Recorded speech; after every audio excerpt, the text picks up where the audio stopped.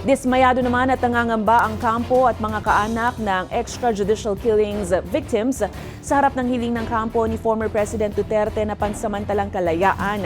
Ayon kay Rubilin Litaw ng Rise Up for Life, ang grupong tumutulong sa mga biktima. Nakakabahala ito dahil posibleng gamitin ng mga Duterte ang pagkakataon upang tugisin at takutin ng mga testigo para makaiwas sa pananagutan. Naniniwala naman si ACT Teachers Party List Representative-elect Antonio Tino na posibleng ito ang itinatrabaho ni na VP Sara Duterte at Congressman Paulo Duterte sa kanilang mga biyahe abroad.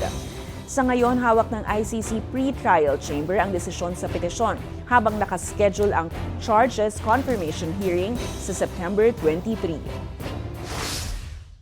Posible na sa kanyang pansamantalang kalayaan makapagmaniobra at balikan yung mga pamilya at lalo na yung mga pamilyang nagsapubliko ng kanilang pahayag kaugnay dito sa kanyang pagkaaresto. Yung mga pamilyang naglakas ng loob sa kabila ng takot at pangamba ay nagsabi na ito yung naganap sa kanilang mga mahal sa buhay.